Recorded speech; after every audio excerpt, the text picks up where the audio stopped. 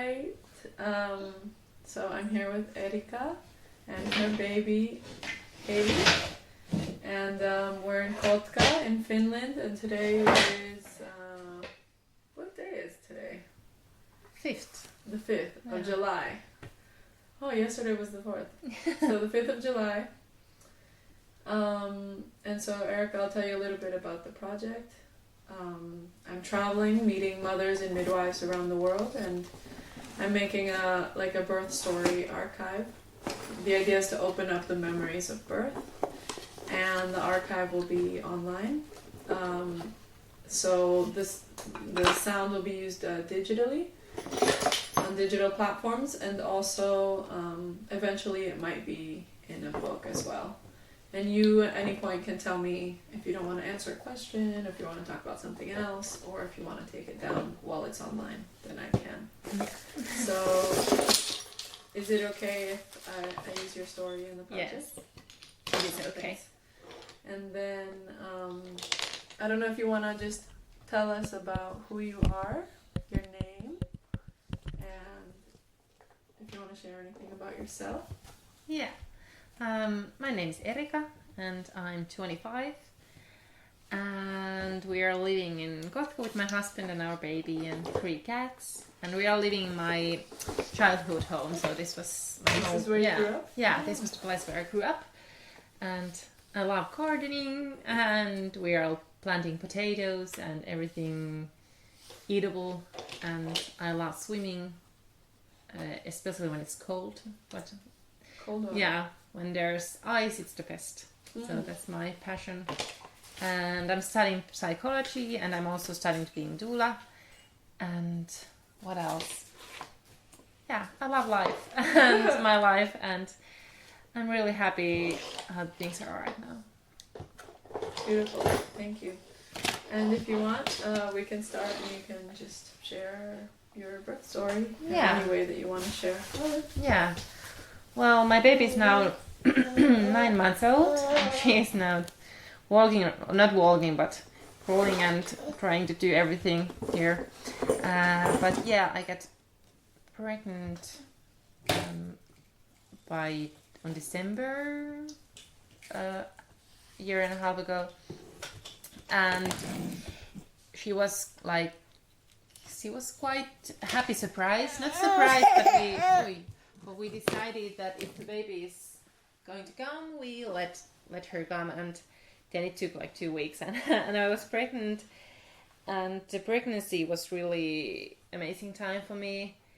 I felt so good all the time, and I really enjoyed being pregnant.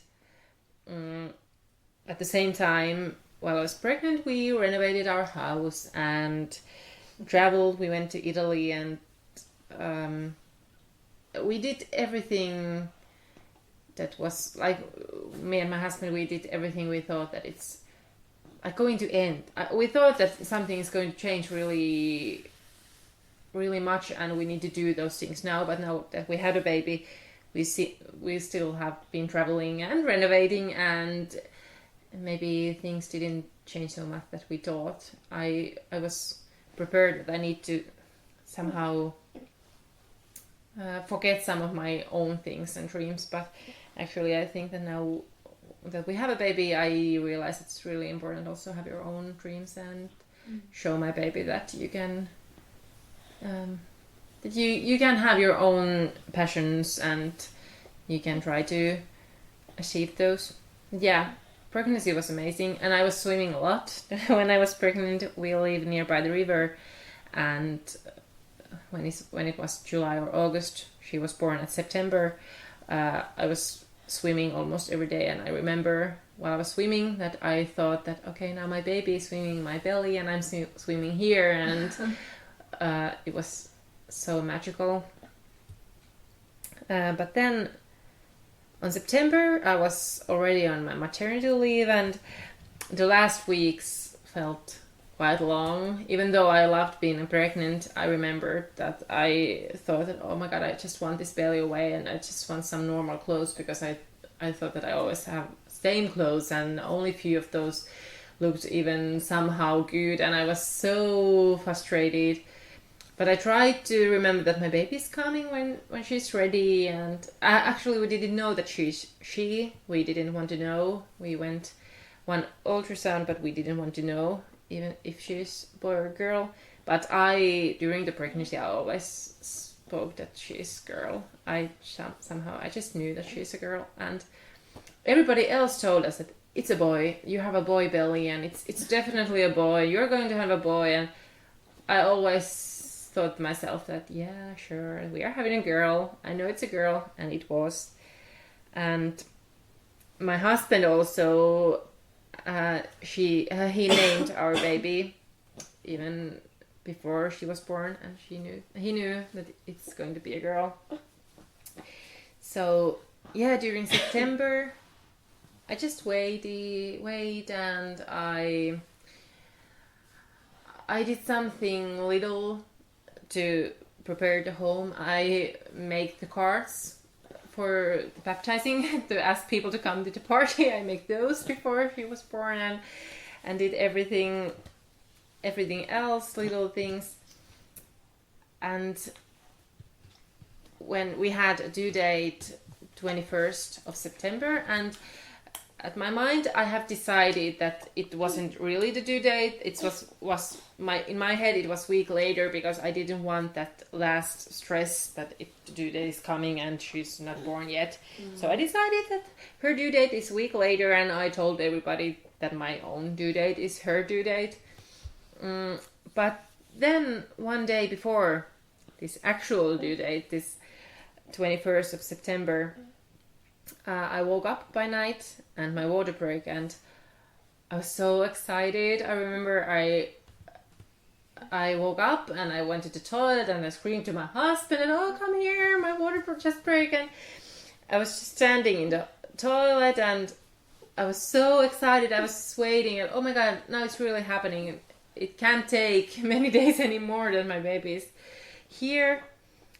And I had a midwife, and I texted her that now my water is broke, what we're going to do, and she just told me that if nothing else is going to happen here, or you don't feel anything else, just go to sleep and try to get as much sleep as possible. And I tried. I went to bed, but I was so excited that I didn't sleep a lot by that night. But then the next day come and nothing happened. I didn't feel anything. It didn't feel at all that I'm going to have a baby.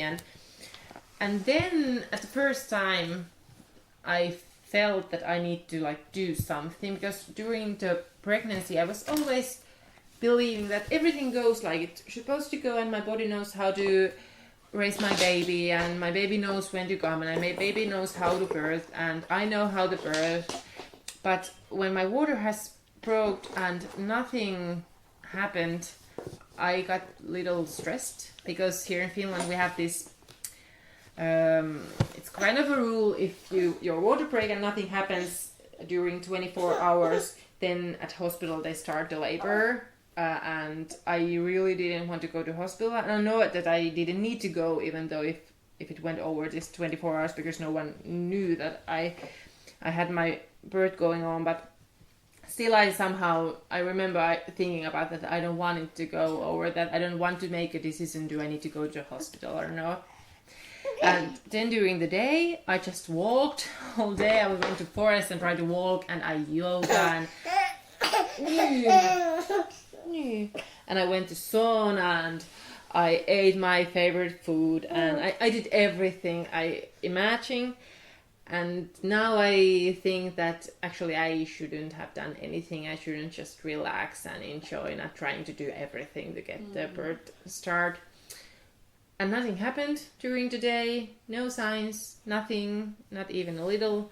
Then I went to sleep, and when I fell asleep and relaxed, then it started. So a few hours after I went to sleep, then my contraction started, and it was first quite gentle, and they were maybe 20 minutes apart, and I was in bed and my husband still slept. I thought that maybe it is good that he also gets some sleep, because last night it was, and maybe it was about 5 o'clock a.m. when I woke up my husband, and we went downstairs and have a cup of tea, and then it got a little more intense.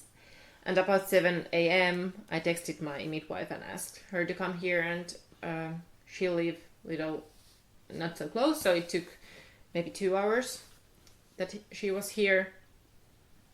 And when she came, it was maybe 10 o'clock a.m. And I thought, okay, it's been also already 10 hours having these contractions and everything, so maybe it's coming closer, the baby's coming closer. And then the midwife came and she didn't say anything, she just went to bed and take some nap. And my husband, he was like, okay, we're not even close. He didn't tell this to me, but he had never been in a birth before, or he wasn't so aware what is going to happen, and he was maybe even more than me thinking that it's quite close, but it wasn't even near close. And then my husband put me in the pool, this little birthing pool, and put water there, and I moved there, and it was amazing because during the morning I started shake. I felt really cold, and and during the whole birth I was shaking and feeling cold, and it was quite unpleasant feeling. But when I went to the pool where it was a little warmer water, it was really nice, and I stayed there in the morning, maybe 3 hours. But when it was maybe 1 p.m. p.m. yeah. So after lunchtime, I was quite tired, and then my contractions stopped. There was no any, and I was then me and my husband, we decided to try to take a little nap, and we went to the bed, and I actually slept maybe 2 hours between this birth. When you got in the water, did the shaking stop, or did it slow down? It slowed down, but it didn't stop anytime. It stopped not until the baby was born, so it was during the whole birth. But then we took little naps, and when I woke up, then the contraction started like really intense. I remember lying in a living room floor and just going from one side to another, and it was really, really intense, only a few minutes apart, and they took so long, and they were painful. I remember when preparing to the birth, I took this hypnobirthing course, and there was like, don't try to force, just go with the flow, and contractions may not even hurt if you just allow yourself. And I was thinking, oh hell, this hurts so much. This is not painful, I'm just not breathing through this. And that was the only part during my birth that I really think that I can do this. This is too much. And it was maybe 6 in the evening, and then no, it was maybe 5 or 6, and then I asked my midwife to check how much I'm open, what sittings, and then she said that okay, that you are full open, you can go back to the pool if you want, because I wanted to birth at pool. I wanted her to be birthed at pool. And I remember thinking, before she said that, I was thinking, please say that we need to go to the hospital, because this can't hurt so bad and it's normal. And it was the last minutes that I think that I would have the power, but luckily she said that everything is okay, just go to the pool, and then I moved there.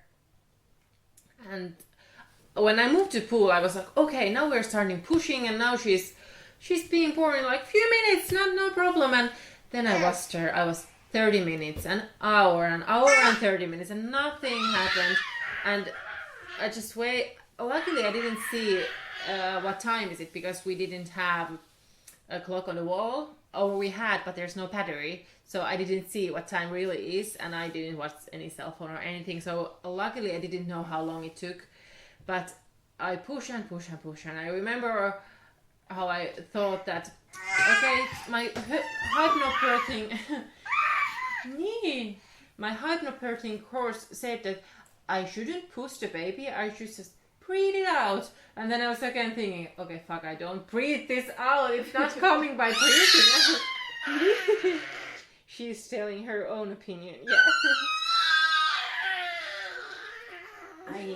Yeah. Yeah, but then finally the head came and next contraction and the whole body came. So when it happened fast, but it took a long time to come there. And when she born, I took her in my lap and to my chest, and I was so relieved. That was my first feeling. I was just relieved that it was over and I had my baby and everything is okay. And then we went from the pool to the sofa, and the placenta was born at the sofa. And actually we just few days ago we buried the placenta and put a tree in the place when she turned 9 months, and I feel it was good time to let it go. It was in the freezer until this time. Hey!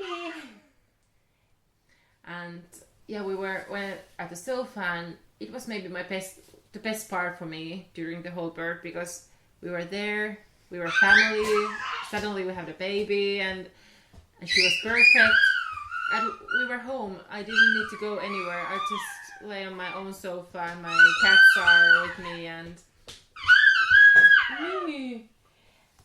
then my husband took the baby, and I went to shower, and it was maybe midnight, and I remember almost my first words after birth was like, we need to order pizza, I'm so hungry. And then our midwife, she went home in the midnight, and we ordered pizza and stayed at sofa and ate pizza, and I held my baby, and she was perfect for me, of course, and I started breastfeeding, and everything was so natural, and everything went so smoothly, and yeah, we're kissing each other now. Yeah. And then we went to sleep, and it was weird because it was so normal.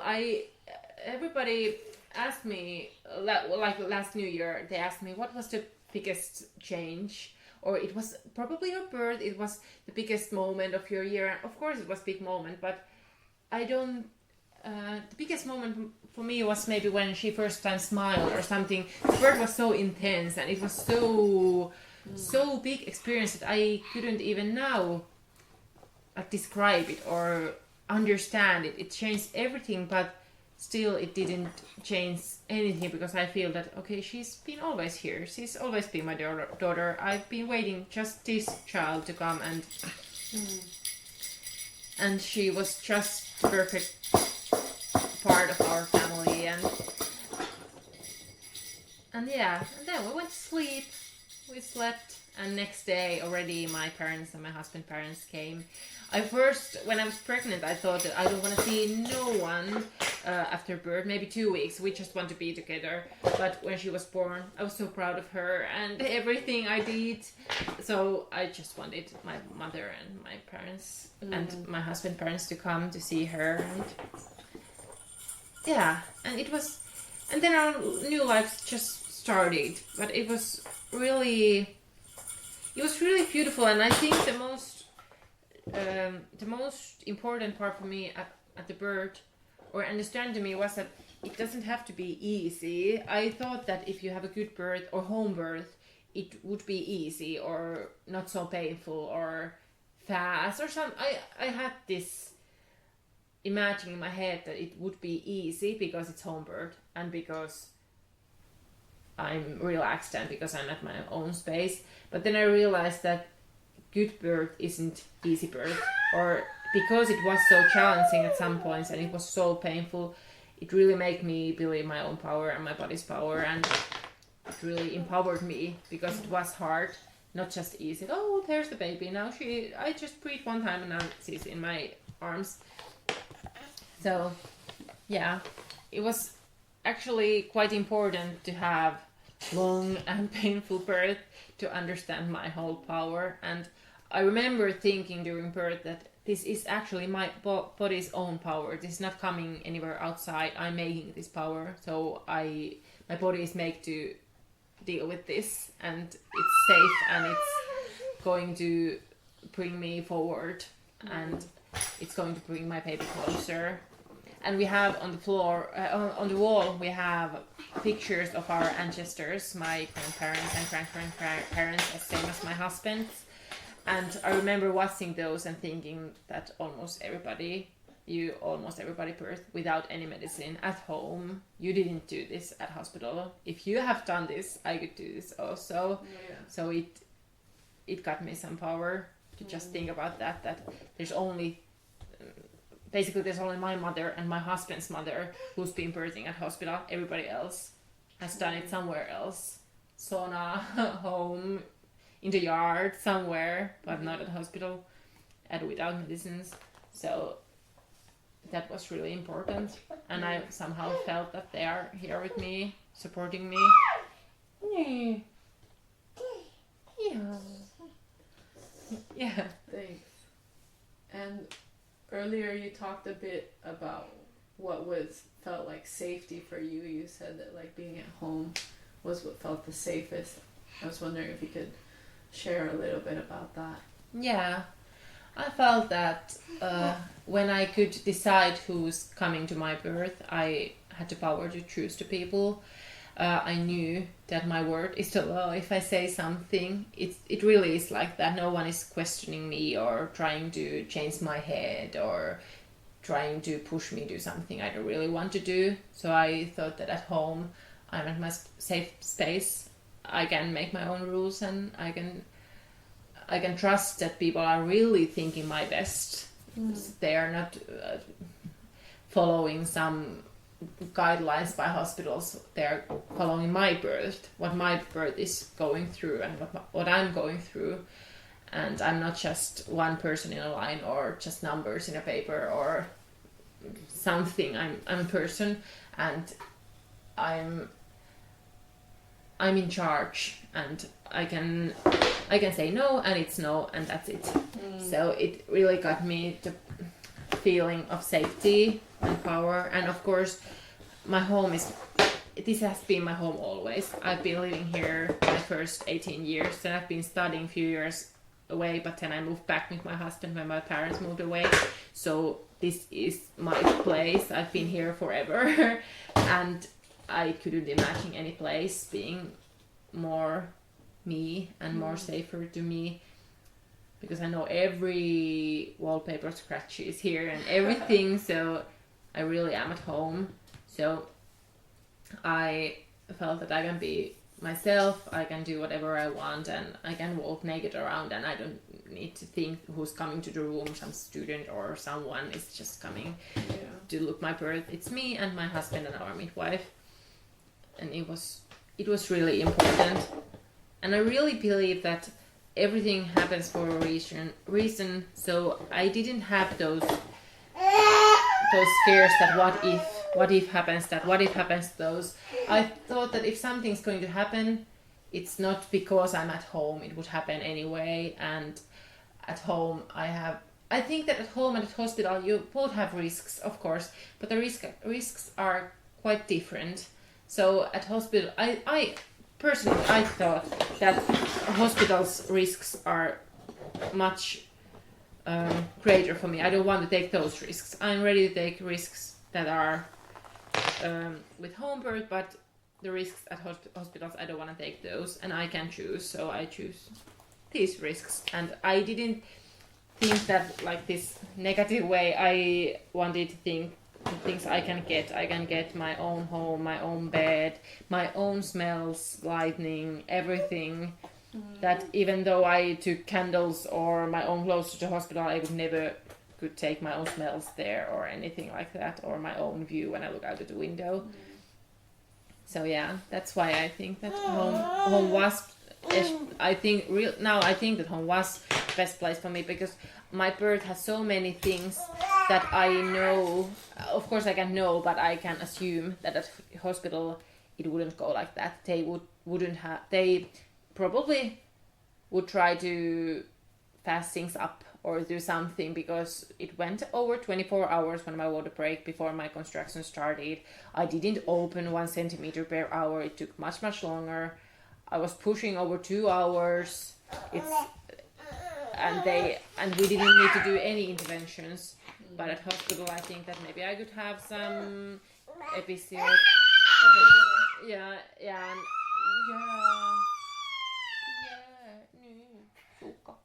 Kiss.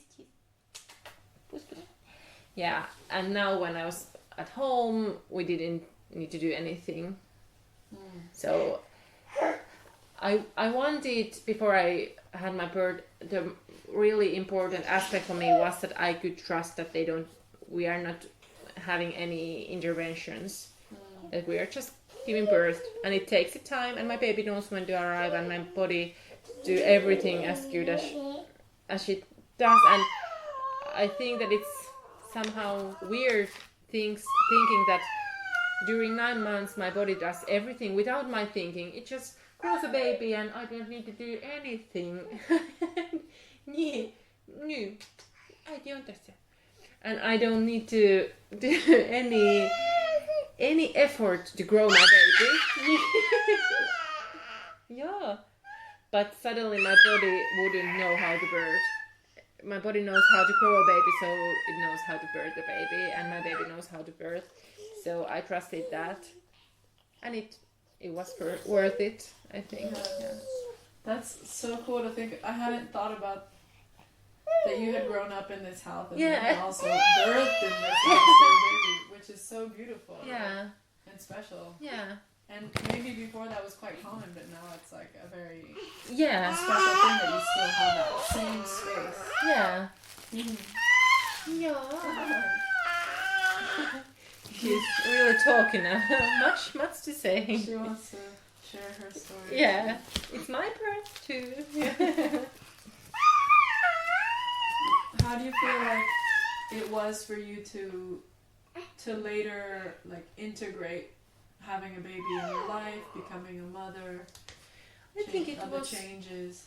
It was actually quite easy. I've been during my whole life I've been doing really much like babysitting works, and I had really much babies in my life. So I think I had quite realistic assumptions what it's going to be. But I remember saying to my husband when I was pregnant that, okay, now we can travel a few years or maybe 5 years, because we are not flying, we are only traveling by train. It's our lifestyle. We make the decisions maybe 5 years ago. So I thought that, okay, we are never going to travel by train with baby and baby carriage and everything.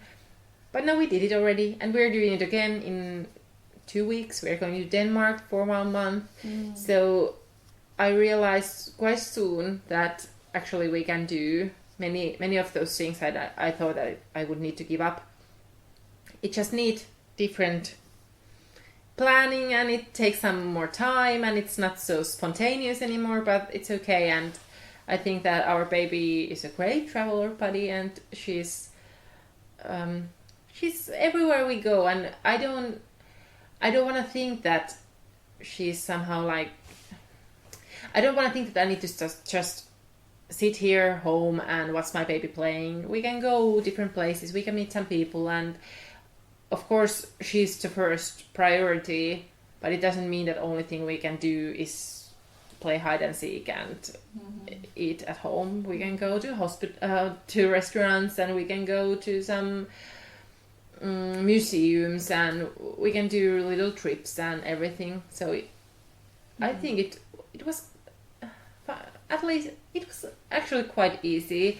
The only thing I felt it was hard, because I was doing quite much sports before baby and during pregnancy also, because I felt so good, and then suddenly I didn't have this time to just go to the gym or go to do some yoga or something. It always needed some planning. I just couldn't go spontaneously do something. Or if I yoga or did something at home, I got interrupted, she was crying, or she woke up, or I never didn't know how much I have time. Maybe she sleeps 30 minutes, maybe she sleeps 4 hours, and that was the hardest thing, because I also felt that, of course, my body has changed, and it was quite hard first to accept. So I wanted to move more, and I wanted to do some sports more, and I wanted to feel good, but then I didn't have this time. So that was hard. But it's still sometimes hard, but it's getting easier now, because now she's older, and now I can predict better when she's going to sleep, because when she was little baby, you never knew. Maybe she sleeps now or not, or it was so unpredictable. You never knew. So it's getting easier month by month. But overall, life with baby, I think it's much better now than before. And everybody was maybe scaring us that our relationship with my husband would be not in crisis, but it would be harder, and it would need more work. But I think that we have never been this close, or our marriage has never been this good, and no, those fears have not come true. We have had amazing 9 months with our baby, and our relationship also is blooming. So I'm really happy that we have this kind of teamwork going on, and still can be also wife and husband, not just mom and dad. That's beautiful. Yeah, I think so too. Yeah. And it's really important, because our relationship has been really important to me before baby, and now it's even more important. And I think it's amazing that we both want to focus on that and do work for that. And it doesn't feel like work when you do it for us, because you want to do the effort, you want to do that. And I want to show also my baby good example how marriage can be, how mom and dad can be also a couple, not just living for a child, but living for each other, and for yourself and for your baby, but not forgetting yourself and your relationship. That's really nice. Thank you. Yeah. I was wondering if you could share, well, now that you're becoming a doula, also you've had this home birth experience, I was wondering if you could share a bit about what it is a bit the experiences in Finland, maybe, or about home birthing in Finland, or some stuff that you may know that might be interesting and useful for other people to know. Yeah, in Finland less than 1% birth at home, so it's quite rare. Almost everybody birth at hospital, and the culture is it's not so accepting when you think of home birth. So we're still learning to we're making our way and making people to understand the whole idea of home birth. People think it's quite dangerous, or you're putting you and your baby in danger, and they don't even understand the facts or the scientific background. But some people do it, and it's getting more and more common. The people birthing at home, it's increasing. Maybe 10 years ago it was about 50, now it's almost 200 per year, so there's coming more people birthing at home. In Finland, the hospitals we don't have any birth centers. It's either hospital or at home, so you don't have so much a choice. And if you're birthing at home and wanting a midwife, you need to pay everything by yourself. We don't get any support from the government, even though if you birth at hospital, then it's for free, so you don't need to pay for that. So it's sometimes you want to have home birth, but you just don't have that money, because it's quite expensive pay for the midwife. Even if you have 2 midwives or 10 plus dollars or something, it could be many thousands of euros. So sometimes you just need to go to the hospital if you want someone. Of course, there's people who birth without any medical, like even without midwife, so that's of course a possibility. Then it doesn't cost, but if you want midwife, then you need to pay. Yeah. My own experience is only with home birth. I've never been in hospital birth, so I can't say for sure what it's like, but there's many routines that are normal to do for every birther, even though there are no any risk, if they don't have any risks or anything. But sometimes our system sees pregnant people as risks, so they even though you don't have any risk factors, you may have some interventions that are probably not so needed. But at home you can of course choose, and you can choose at hospital. Of course you can say no, but people are not so well known what are those interventions, what are they causing, what are the why they are doing them, and what may come after. So people really need to do the work by themselves and figure out what they want, what they don't want, and what are the pros and cons, what benefits can you get if you get some interventions. Of course, because we have this healthcare system and motherhood healthcare system, and it's for free, it has so many good points, and you can get support and you can get help quite easily if you are overwhelmed or tired or anything.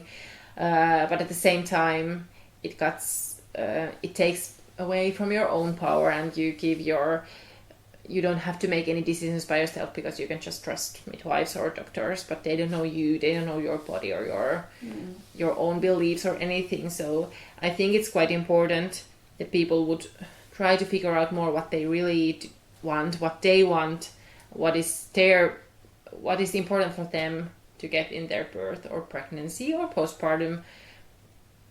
So yeah, that's a big thing. I think personally that would need some change in Finland. Thanks. And well, I have one more question, and it's just if you want to share anything, whether that's about yourself or your interests or your birth or your work or midwifery or doula or anything. If you want to add anything else to the story that you would like it to be there. Yeah. I think in life in general, but in birth and in pregnancy, it's so important for me to just trust the life and trust my body and trust it signs what it gives to me, and trust that sometimes everything just got to be great. Everything goes great. There's no difficulties. It's more common that everything goes well than that everything goes shitty. So I just want to by myself. I want to trust in life, and I want to trust that it's good and beautiful, and I hope that I can pass that to my child, that she can trust herself, and she is willing to try and fall and try again, and just trust that someone is there to help, and everything is going to be okay. Everything happens for a reason.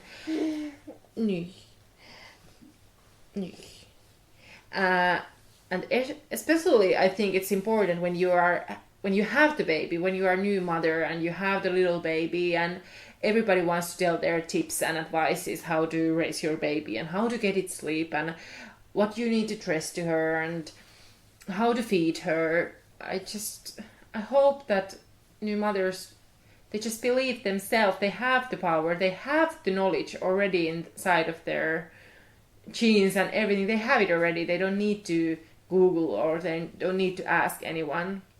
Of course, it's so important to have support groups around you, but what comes to baby care, you already know, and you just need to trust that, and you know your baby better than anyone. So don't listen your neighbor who says that you need to sleep her, and you don't need to sleep with her at the same bed or anything. Just trust you and your baby. You know what's best for you.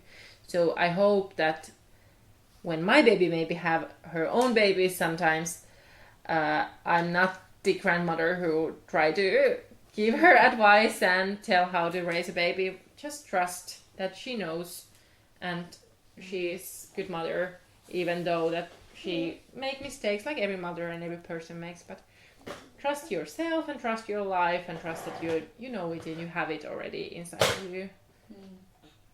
Yeah. Thank you so much. That was really beautiful. I really appreciate you Thank you. sharing. Thank you. And sharing your words with other mothers. And you too. Yeah. Thank you for sharing. Okay. Thank you. Thank you.